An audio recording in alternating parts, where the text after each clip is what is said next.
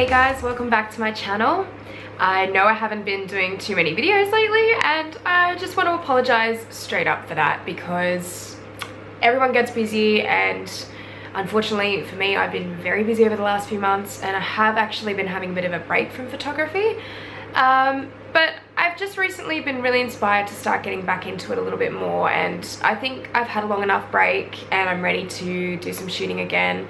I did my first shoot the other day in a pretty long time actually. I think it was about 2 or 3 months since my previous photo shoot before that one. So I wanted to take a little bit of time today and just talk about my experience with studio photography, because I know there's a lot of people out there that are a little bit afraid of starting studio photography, or it's maybe just not their thing, or they're just probably a little bit hesitant to go ahead and maybe start doing some studio photography. And I know I was like that for about 6 years, probably since I started photography. I didn't want to touch studio because to me it was a little bit scary. It just seemed a bit complicated. There are a lot of different variants that you have to look at with studio photography, and that for me, you know, I just loved natural light and I loved using a reflector, and that was to me what photography was for a very long time. I recently, in the last year or so, started to really try and push myself with studio photography, and it was really scary for me at first because I hated telling people that, like, I was, I don't know, 8 years into or 9 years into doing photography, and I hadn't really dabbled too much in studio photography, whereas a lot of photographers will start off doing that and they're very experienced with it. So it was a little bit intimidating starting off doing it because I didn't really know at the time what lighting setups to use and how that sort of worked and how light worked in a studio, and it's very different to natural light. And particularly one thing that used to get me with studio photography was shadows. Like, I just couldn't get rid of the shadows no matter how hard I tried.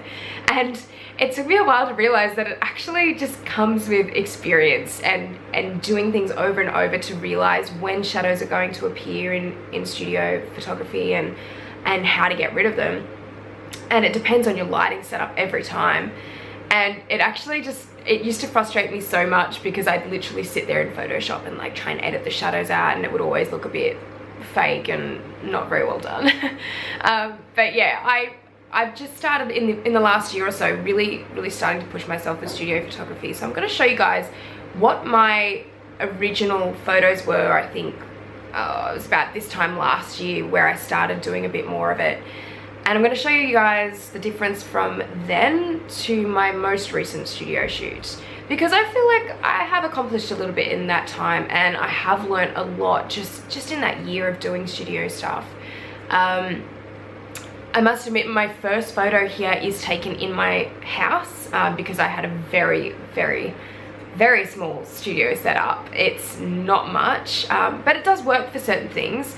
However, at the time I hadn't really hired a studio yet, so I really just relied on what I had at home. I'd bought studio lighting, but I hadn't used them for like a full year after I'd bought the studio lights. So this was probably one of the first shoots I did studio wise in my new place with just a really basic setup. And then I'm going to show you guys what my most recent shoot was. So that was in a hired studio. Since that point last year, I have hired quite a few studios and quite a few times, and I've had a lot of time to practice and do things in my own studio setup, which is very small, like I said before, in my own house. So during that time I have had a lot of times to practice and a lot of studio shoots since then, and I think that was the key for me in improving, was just to keep doing it and to keep hiring studios, to keep practicing, trying out different lighting setups, trying out different studio settings, and trying out different colorings and everything with fashion. And I think I'm just going to run through some of the points that for me I found quite intimidating when I first started out. But first, here is the photo that I took from a shoot last year around this time, and this is my first, not real experience with studio photography, but one of my first, like, I think real attempts with it. So this is one of those photos.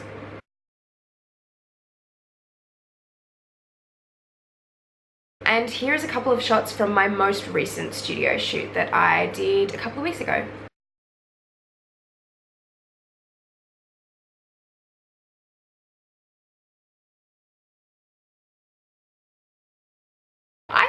quite a bit of a difference there. And obviously one is shot in more of a professional setting, one is shot at my house. That's not really the point I'm trying to make here, but more or less just how I've shot the photos. And obviously I didn't have as much room in my place to do the shooting, but I think you can tell there's a few differences between both shoots in that I have improved technically as well with a bit of the studio stuff.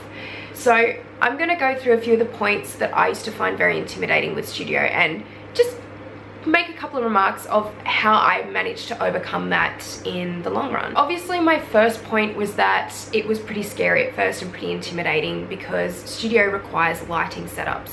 And I was always very unsure of what each lighting setup was going to do and what I should use and how many lights to use.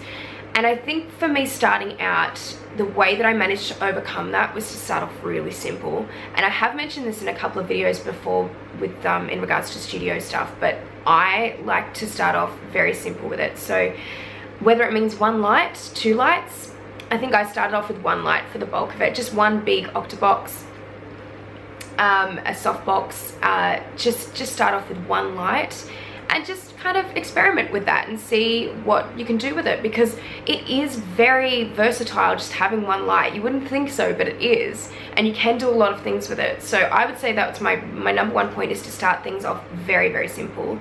Start off with one light, maybe just a white or black backdrop to start off with while you're experimenting, and then get into different colors and start experimenting with different ways of putting your photos together in a studio setting. Another thing I found quite intimidating was that there were so many options for lighting. There's so many modifiers. It's like, what do they all do? But I think overall, I just ended up getting a really simple setting first off.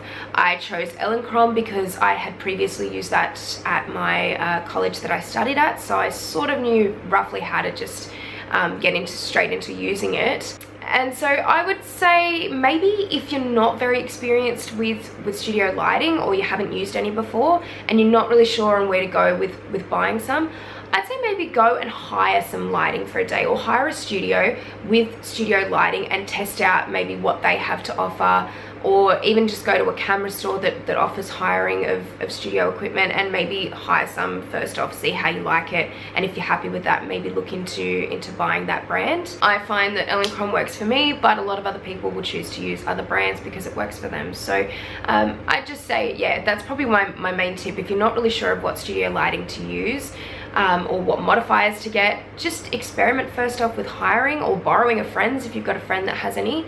I always like to use, in terms of modifiers, softboxes are really great. I mean, they're just kind of one of those all-rounder, easy things to use. And yeah, they're easy to set up as well. Just a regular square or rectangular softbox is really easy to use. So I'd highly recommend them if you're just starting out. Try those out and see how you go with them, because they're a really simple way to start off. So another thing I mentioned was shadows, and shadows are like the bane of my existence when it comes to studio photography, because I still struggle with it, and I still haven't had the amount of experience and experimentation to try and know exactly when shadows are going to appear and know exactly how to get rid of them. That's definitely something that comes with just repetition and continuously working in a studio environment and learning what is going to affect your photographs in terms of shadows. I would suggest that if you're really having a hard time with it, maybe contact, if you've got a friend that's a photographer or you know someone that's really good with studio photography, I'd say maybe like ask to assist on one of their shoots. This isn't something that I have done really much of before, but I think that's a really good idea to maybe try and learn a little bit more about studios. Find a photographer maybe in your area that might require an assistant, and just message them and say, hey, do you mind if I come in and work on a couple of your photo shoots? Even if you have to do it unpaid, just to learn, like, and you don't have to do this, you know, for years, but just for a little while, just to kind of pick up a few pointers on what's good for studio photography and what professional photographers are doing in their settings. So with shadows as well, I do tend to do a little bit of Photoshop editing sometimes when I can't quite get shadows out completely, but I think for the most part it is so much easier to get it right in camera first off. I highly would not recommend waiting for Photoshop to just go and wipe out the shadows in that, because it is tough and it can sometimes ruin the quality of an image. So I would just recommend trying to get most of the shadows out if you can, first off in camera. Another thing I struggled when I was switching over from natural lighting to more of a studio setting was honestly the fact that there's not as much to work with, and when you're posing a model, you don't have, well, I mean, you can obviously use props, but in an outdoor setting, there's a lot more things and a lot more variables that you can use in shots, and there's a lot more things to focus on. The focus is definitely more on the model and the model's clothing when it's in a studio setting. So it's a little bit of a hard change to make when you're not really sure, especially if you're working with an inexperienced model in a studio setting. It's very hard. So I would definitely recommend trying to work with a more experienced model that has done a few studio shoots before and they know how to pose themselves and they know the angles, because there's definitely not as much to work with in a studio setting. Also with clothing, maybe try and get a stylist on board, because I feel like in an outdoor setting, you've got other things to use, like I said before, and clothing maybe doesn't matter as much, but in studio, I think it definitely is a standout point, and makeup too. So definitely start working maybe with teams that are used to working in a studio setting, especially stylists, because they'll know what is going to work in a studio setting and what isn't going to work. Also, the use of backdrops is something that used to kind of intimidate me a little bit, because I was like, oh god, how do I use this, or which color do I pick, which color is going to look good. That is another thing that comes with time, and I think the more you practice, the better you get at sort of picking colors that will go well as a backdrop.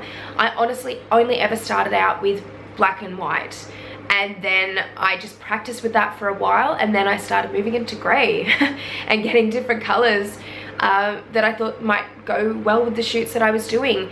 And that's when it really starts to become fun, when you start using different colors and actually experimenting with different styles. And I think that's something that does come with time as well, unfortunately. For most people, it's just something that you have to experiment with first. But like I said, start off simple, start with white and black backdrops, move into gray, move into different colors then, and then it's not going to feel so intimidating. So there's obviously a few pros to having a studio setting.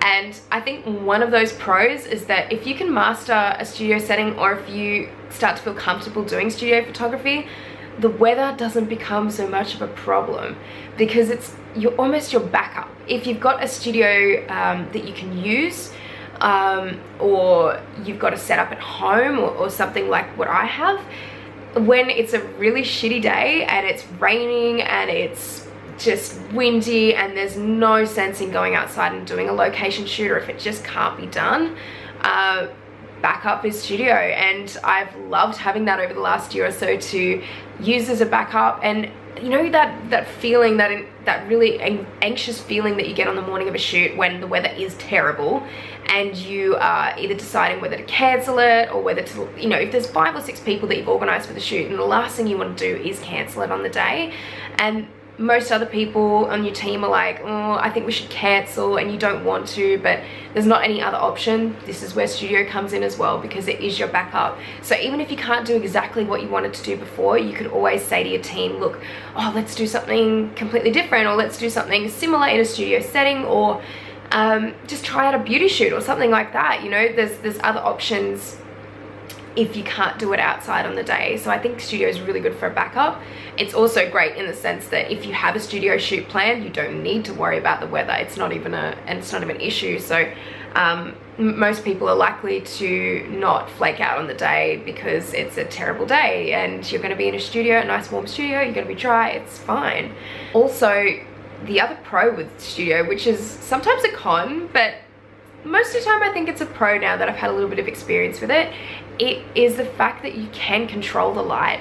You're not going to be outside where clouds are constantly going in and out of the sun, and you know, you're going to have a full room to yourself where you can control the lighting. You can control what the shoot looks like, and if something's not working, you can easily fix it or change it, or maybe not easily, but like you can quickly change things.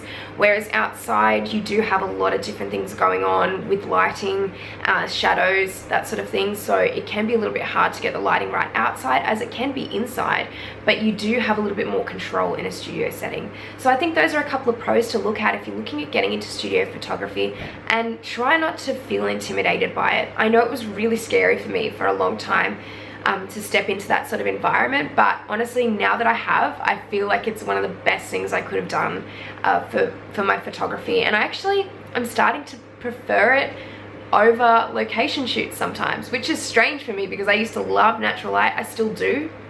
I still think it's the best kind of light you can use, but I'm almost liking being in a studio setting more lately because it's just giving me a little bit more control, and it's a different kind of side to photography, and I get to experiment with all this new stuff. So I really enjoy that part of studio photography for me. Anyway guys, thank you so much for watching. If you liked this video, please give it a thumbs up. I'm really sorry once again that I haven't been around lately doing many videos. I'm hoping to change that very soon. I'm trying to do a new shoot each fortnight at the moment. That's kind of my schedule with my full-time job. In a few months I won't actually be working at my full-time job for quite a while because I'll be going on a big trip. I haven't actually told you guys much about this yet, but there'll be more information on my other channel at Wonderwalkers that I do with my boyfriend, and we are going on a big trip next year, so you'll probably find out a little bit more about that through that channel. But anyway guys, if you have any particular tips for studio newbies or any photography tips that you have, please put them down in the comments below, because I'm sure a lot of people that are starting off with studio photography who were intimidated as I was would love to hear some more tips. So feel free to put them down in the comment section below. I would love to hear them. And thank you so much for watching again. I'll see you next time. Bye.